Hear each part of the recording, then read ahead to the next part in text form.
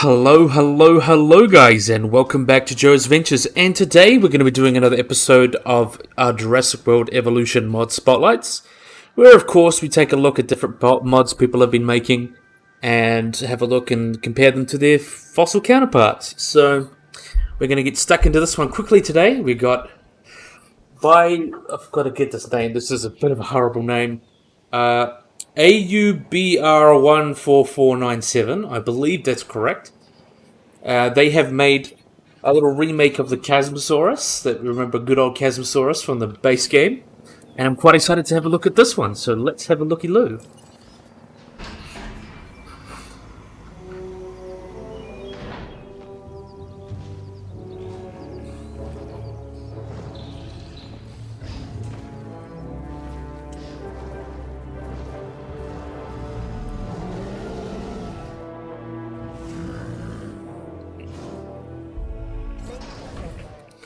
So this is a Chasmosaurus, which is a ceratopsian dinosaur that's already in the game. This is a really cool one. It's a Chasmosaurine from the Upper Cretaceous of North America, and it named means opening lizard, which is regard to these big openings that it has in its frill. And we can see not much has changed other than the feetsies. Not really. You can see, as I mentioned multiple times, the feetsies are wrong. These two shouldn't have nails. But if we look at this, I really like the pattern that this guy gave him. We'll just call him AB. It's got a really nice spotch pebble. You can see the counter shading and then the darker spots. So it goes from like a light brown to a dark brown.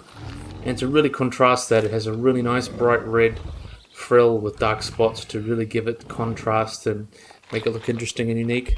So Chasmosaurus was also a pretty big dinosaur. They got between 4.3 and 4.8 meters long. And they were primarily herbivorous, though some scavenging, like most other herbivores, wasn't out of the question. And it was initially called Protoceratops, but its name was actually given to another animal, so they couldn't really use that, so that was funky. Oh, look at him go over there. So they were collected from the Dinosaur Park Formation in Dinosaur Provincial Park in Canada. That's where all specimens come from, and there are two species, the C. russelli and C. belli, which is C. russelli comes from the younger beds, the oldest beds, the lower and the C. middle upper. So belly comes from the middle and upper, which means they are younger. Really, really wonderful animal. That's a really nice picture as well. So this guy, as I mentioned, lived in Dinosaur Park, so would have lived with all sorts of different animals across Laramidia.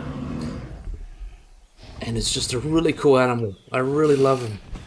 And was the successful species of Centrosaurus. It shared its habitat with Centrosaurus. And there may be some niche petitioning there, which is awesome. There you go. So now let's move on to our next animal. We got a new animal. We got a little bit of a cutie. Its name's so long. One of the longest dinosaur names. So we've got Micropachycephalosaurus.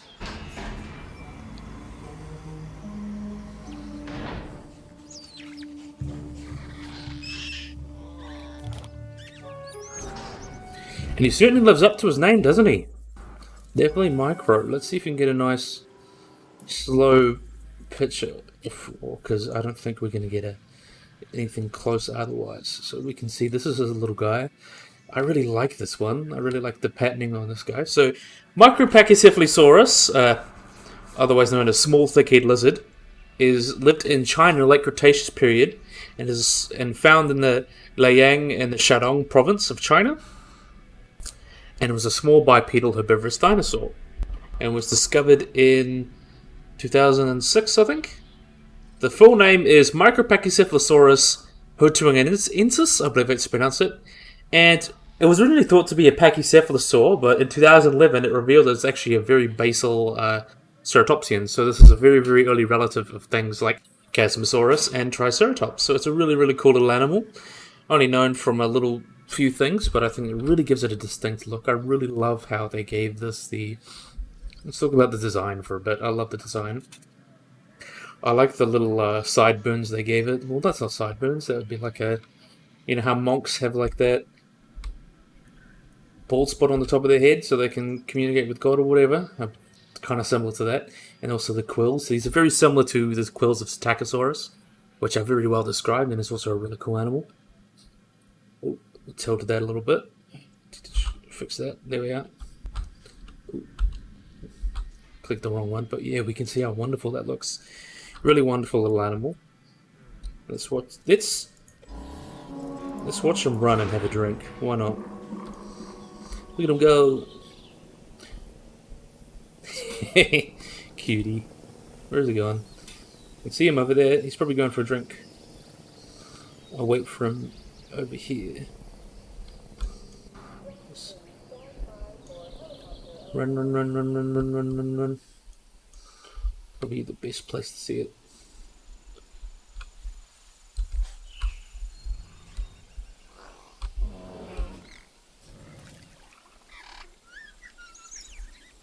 So that you drinking.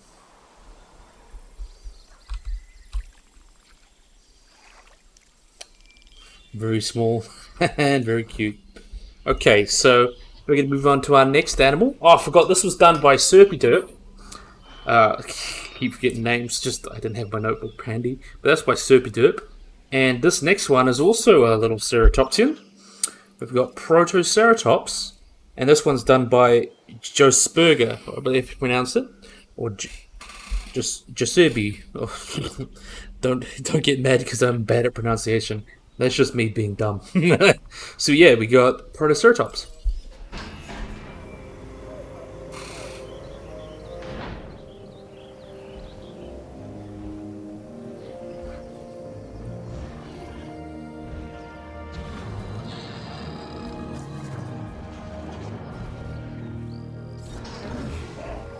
So we all know and love our little Protoceratops. So Protoceratops is an early ceratopsian from the Upper Cretaceous, about the Campanian, and they got pretty big. They were considered usually about sheep size, so about 1.8 meters long is the general estimate for their size. And unlike later ceratopsians, they don't really have the complex horns or anything of their later relatives, like obviously Chasmosaurus. But they are still very interesting and distinct. They have a really cool face to them. I really like how he did this one. I like this dewlap that he's got, and also the quills. Added some nice little quills. A very nice model. So they have this also very thick frill, big thrill that a lot of ceratopsians have to display to each other, and also is given other hypotheses such as protecting the neck or used to anchor large jaw muscles. And believe it or not, there's a story of this animal with Oviraptor, is that there was usually the dinosaur Oviraptor that was believed to be preying upon Protoceratops' nest, but turns out it was sitting on its own nest. So that there's a little fact about them. And these guys also got pretty big. A fully grown adult would have weighed about 82 kilos, and some smaller specimens may have weighed 23 kilos. And they are a large number of, so they may have been very social, and there's been high concentrations of specimens. And so that's another thing. And there've actually been some evidence that suggests that their large eyes may have been evidence of nocturnal lifestyle, but this was comparing to other comparisons. They kind of distanced and then had a more kind of thermal lifestyle, and that's being active during the day during short intervals. So they avoided probably certain times of day where predators may be more active, or the heat of the day, for example. A lot of animals are like that. And this suggests that the fight between Protoceratops and the primarily nocturnal velociraptor indicated by the fighting specimen may have occurred in twilight or low light conditions. So the fighting dinosaurs may have been happening at like a late afternoon or early morning, and then got crushed by a big sandstorm that preserved them perfectly. Really, really cool. Really wonderful animal. Watch him drink.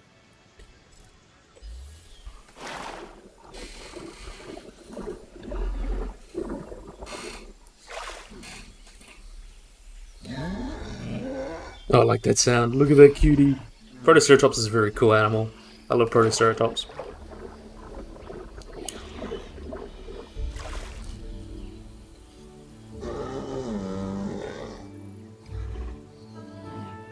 She's clearly very happy.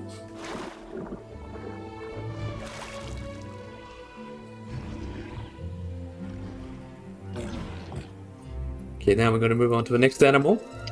So this one by Serpyderpy. Unfortunately, it isn't available as right as I'm making this video, but I thought I'd show it up anyway because it's a really cool dinosaur. So we've got Hesperosaurus by Serpyderpy, the same dude who made Micropachycephalosaurus. So I can't even say that right.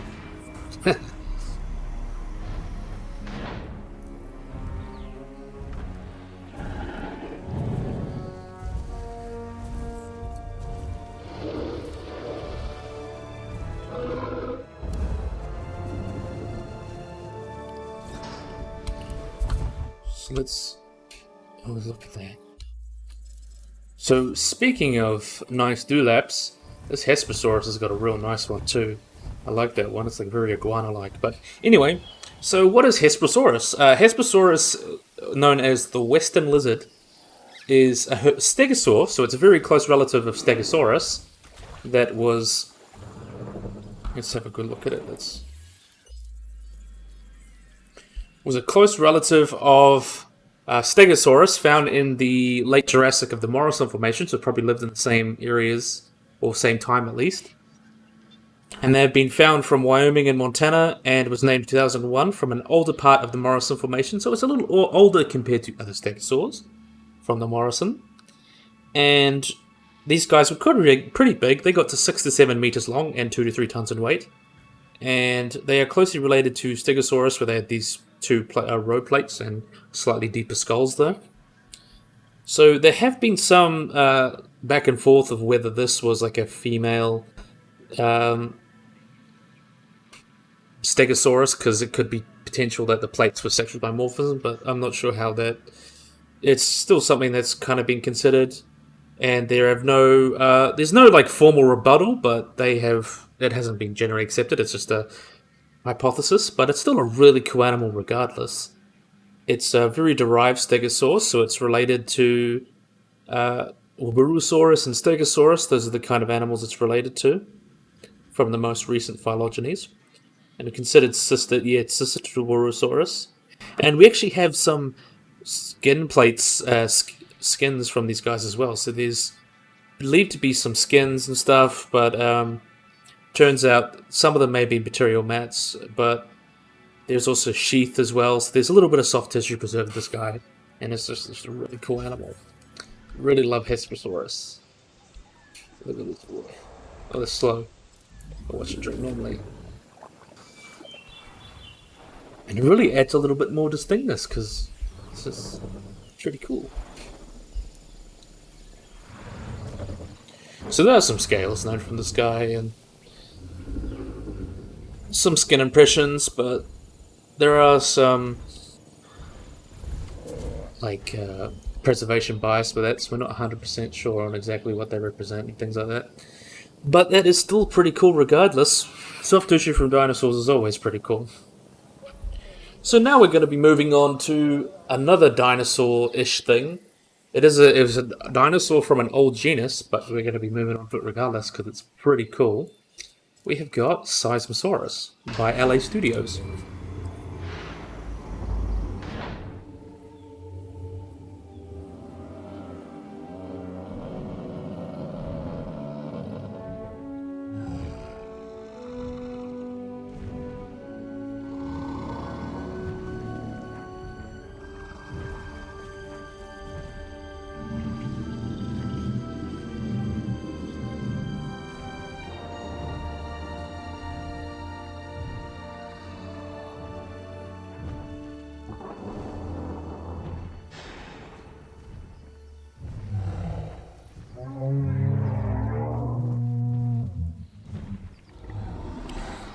Interesting. I have to say I do love this design. I think it's a really cool design, so well, that's not what we wanted to do. Let's just put it on normal so we can move around a bit. So we can see Seismosaurus was originally described in 1991 as Seismosaurus harley from a partial skeleton with some vertebrae ribs and such. But then it was later suggested that this was actually a junior synonym, or is the same thing as Diplodocus. So it was considered its own species of Diplodocus, Diplodocus hallurum, which was speculated to be the same as Dilongus, And so the position of D, so it's technically should be D longus, and it was also taken as a redescription of Supersaurus.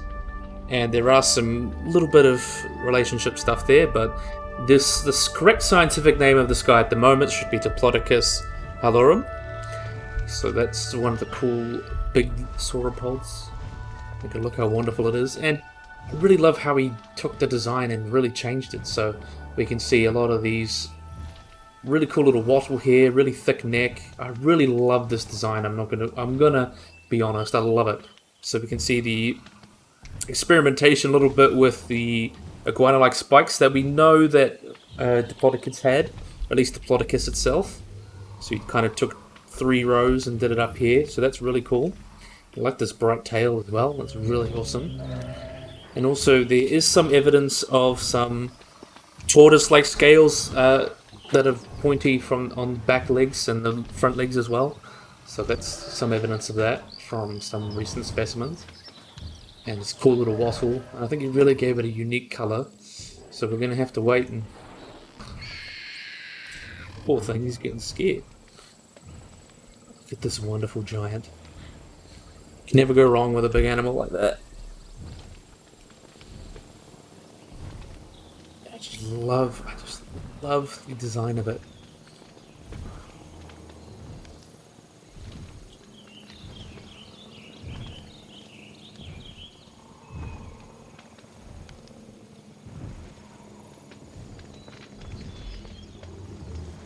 Watch it drink. This is all sauropods too.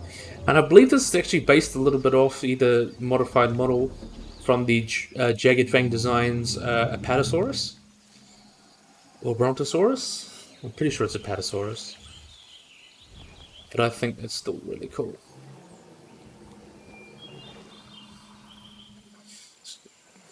If you see that red tail, means don't bother me.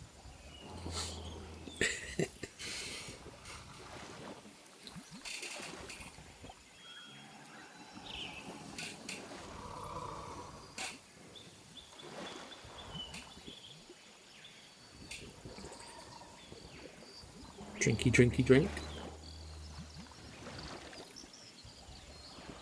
And I'll watch him raise his head, admire it, move in at his own pace, no worries, no dramas. So now we're going to move on to some carnivores. So let's get that on the road, get some carnivores going. So I'm going to be starting with Australovenator by OG Bear, like the Yogi Bear without the Y, so it's just OG Bear.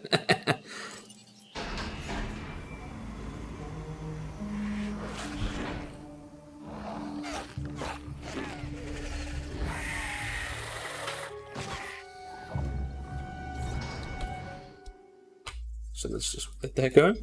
So what is Australovenator? He's not running for whatever reason. But Australovenator means southern hunter and is a Megaraptorid dinosaur. So that's a group of theropod dinosaurs that are quite famous for having big, large arms. And Australovenator is a great example of them. They are from the Cenomanian, which is a time in the late Cretaceous, about 95 million years ago. And believe it or not, it is from Australia. So we got a dino down under. So that's pretty cool. So it is known from partial cranial and postcranial remains. So it is well known. And it was described in 2009. And is one of those very, very cool, one of the most complete predatory dinosaurs from Australia as well. So that's pretty interesting. Look at you having a good time. So these guys got about 2 meters tall at the hips. And it's 6 meters long as well, with a weight of between 500 and 1,000 kilograms, so maximum over a ton weight. And because they were relatively lightweight, they have been considered like the cheetah of their time, even though they probably have none of the really special adaptations that cheetahs have. Where are you gone? There you are. Look at you, having a good time. And these guys are considered pretty basal in terms of Megaraptoran, because we don't know really Megaraptoran's place. It's a bit hard, but these guys are still quite a basal member of that group since Australia split off pretty early from other places. And it turns out they were one of the only dinosaurs that could, like, we know how we talk about how dinosaurs can't really pronate their hands. while Australovenator technically can too, it can semi-pronate them, so it can kind of move them because its arms were more flexible for hunting. It was used to grapple prey, so they were able to semi-pronate their hands and kind of grab things, which I think is really, really cool. And they're pretty flexible in some places as well, especially in the arm. That's where they were most flexible. Where did he go? I think he's hiding in there. There he is. Wonderful, wonderful. And was a really cool dinosaur that lived in the Wintone Formation, the Winton Formation, which is full of billabongs and oxbow lakes, and lived with the sauropod Diamantinosaurus, lots of crocodiles and fish and turtles, lots of bivalves, gastropods, all sorts of things. Really lived a little bit everywhere. Oh, look at you, Sleepy, very cute. A little bit everywhere. Also lived with a bunch of pterosaurs and Wintona and a bunch of unknown ankylosaurs and hypsilophodonts. And the main flora of the formation would have been things like angiosperms, ginkgos ferns, and gymnosperms. So very, very interesting group of animals. And look how wonderful this guy is. Having a good sleep. See, a very interesting dinosaur. So now we're going to be moving on to the next one. So this is going to be a bit of a monster to pronounce. So this is by Netraptor and Kelly Currantant. I'm not sure how to pronounce that at all. It's a very, very long name. And plus my handwriting's bad. But I'll make sure everyone's credited in the description, so that's always good. So now we're going to be having a look at a really wonderful dinosaur. We've got Alioramus.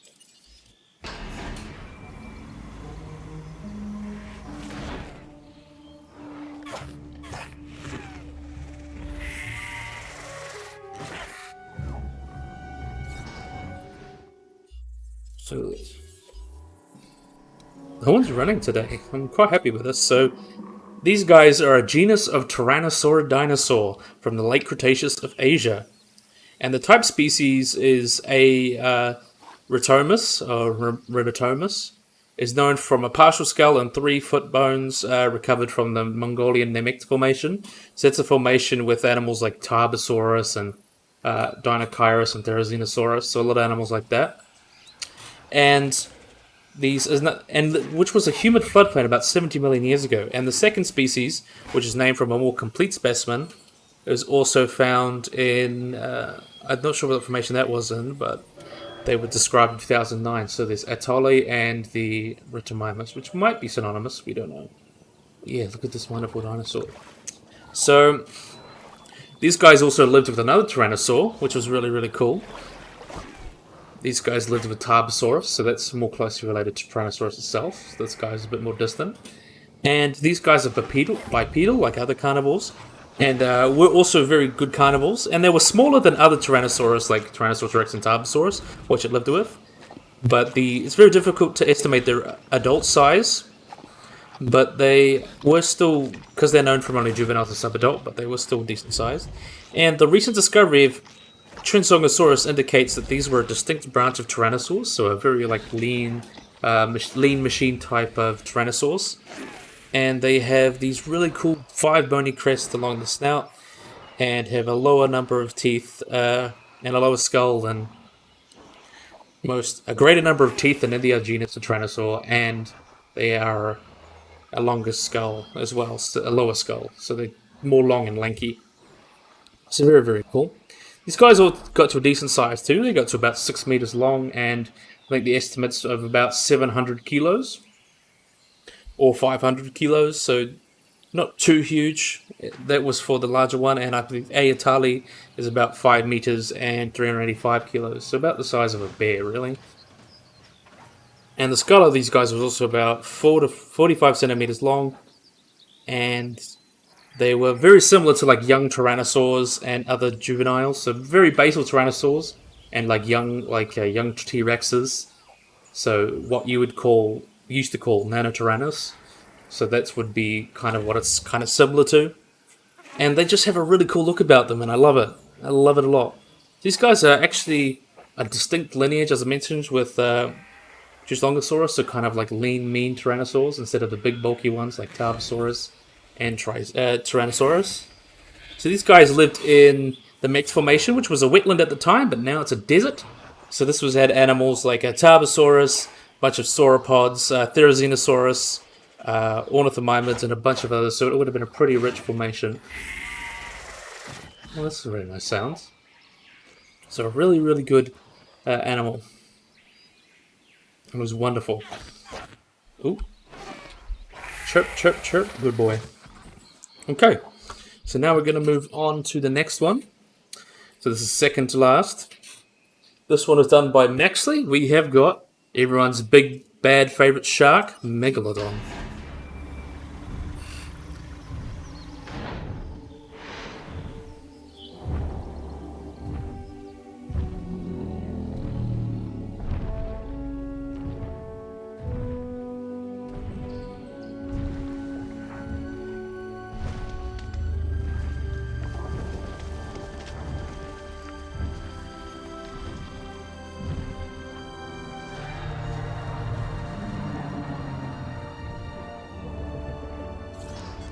So this is a big old Meg. So put that on. So Megalodon was meaning big tooth. That's what it means in Latin. Is an extinct genus of shark, or extinct species rather, that lived between 23 million and 3.6 million years ago during the early Miocene and the Pleistocene. And they are thought to be related to great white sharks, but eventually were now classified in the extinct group of Octoidids. Octoididae, which has sharks like Octodus, and it has been debated where exactly taxonomically they place. Still really cool animals. So these are one of the largest and most powerful predators to ever live in our oceans and on land, and they're really only known from a few fragmentary remains, mainly teeth.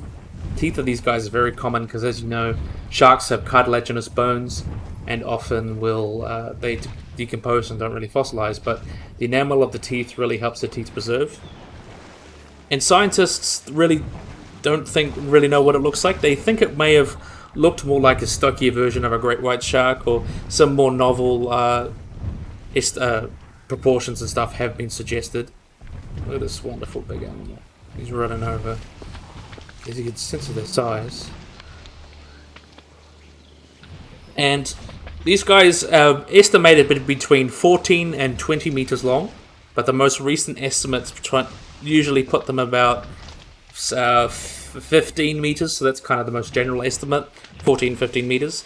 And they have huge jaws, and that have been estimated to give 182,200 newtons, so that would have been a very powerful bite, which they used to hunt animals that lived in the Miocene, such as early whales, mixed with Leviathan, which was a large raptorial sperm whale. That means it ate large animals.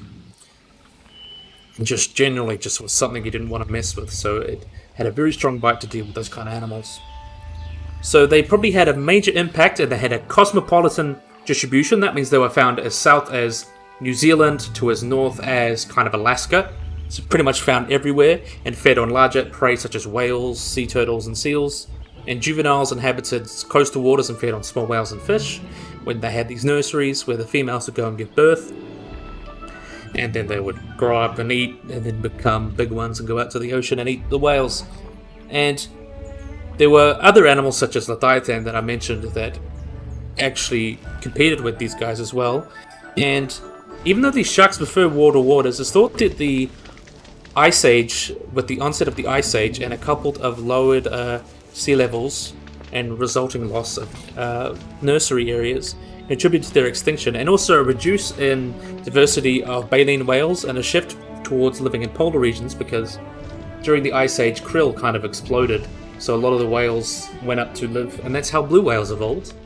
They all went up to the poles to take advantage of the krill and all the biodiversity happening down there, and then that kind of meant the sharks couldn't follow because they couldn't stay warm enough and became extinct. Very sad, but I'm not sure how much you guys would like a big shark running around.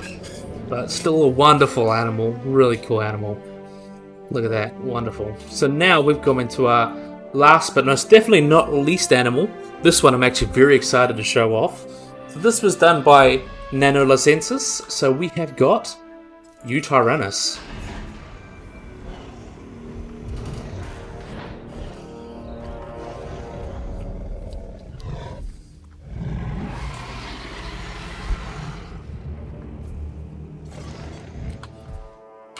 So Yutyrannus is the largest dinosaur that we know of that had feathers. So this is the largest dinosaur that we know had feathers. Really cool animals. So these guys were a proceratops tyrannosaurids, so not related to things, closely related to things like Tyrannosaurus, but a little bit further afield. But a still wonderful animal. So this guy was found in the early Cretaceous of northeastern China and is known from the Liang province and is currently the largest dinosaur known that has feathers. And was named and described in 2012 and is named from 3 nearly complete specimens, an adult, a subadult and a juvenile, that date from 125 million years ago that lived in the Yutyrannus Formation, which is really, really cool. So these guys were pretty large bipedal predators. They got up to about 9 meters long and an estimated a weight of 1,414 kilograms, so basically 1.5 tons. And they have some really interesting diagnostic features. You can see they have this really interesting crest here that really gives them their personality. And in fact, there was a study in 2018 that suggested they had a simple hyoid that implicated a flat tongue like a crocodile, and that's been kind of extrapolated to assume that a lot of dinosaurs had very crocodile-like tongues, which is pretty cool. So these guys have also, as I mentioned, have direct evidence of feathers, pretty much from head to toe. And they've been like 20 centimeter long to 16 centimeter long filaments across their bodies that really give the indication of feathers, so that's really cool. And the presence of feathers suggests that they were even on other larger dinosaurs, such as Tyrannosaurus, but especially since this is an early, close relative, not that close, but an early relative of Tyrannosaurus. So, but then scale impressions have come through and suggest that animals like Tyrannosaurus may have been scaly, or they may have had some sort of mix, like very sparse feathering. It's really, we really only need to really figure that out. We need to like have a full mummified adult Tyrannosaurus to there's a wonderful rule though. Pretty much a fully mummified Tyrannosaurus Rex to really prove if it didn't have feathers. But still a really, really cool animal. And it's even been suggested, I think this is really interesting in terms of evolution, is that the feathers, the scales of Tyrannosaurus, another good rule, may have actually evolved independently from scales of other dinosaurs. So it may have kind of, early ancestors had feathers and then it re-evolved scales as it got bigger. I'm going to roar again. We having a drip. Oh. I love that design though. So as I mentioned, these guys lived in the Yutyrannus Formation, so lived with animals like Psittacosaurus, Dobengatitan, Sinosaurex, things like that, which was kind of like a modern day temperate rainforest, British kind of temperature. So it wasn't the warmest forest, it was very temperate. Comparable to British Columbia is kind of the best comparison, with some fluctuations in temperature. And it seems they may have hunted sauropods as well, and they may have just eaten what they could in their formation. Most predators are not very picky eaters. And we can see that they had feathers all through their growth stages as well. So, but I have to say, I really love the design. I love the black feathers as well. I like this orange crest. It's a really awesome design. The red and orange really go well on the face along with the yellow. So this is probably one of my favorites, I'll be honest. Plus I love Yutyrannus. I think it's a really cool dinosaur. So yeah, I think that'll be a good place to end for today. So I really, really, really hope you guys enjoyed this video. I hope you guys like and subscribe. Always remember to click that little bell icon in the corner to get notified when I upload anything. So yeah, hopefully you guys enjoyed this video. If you guys like and subscribe, and bye-bye.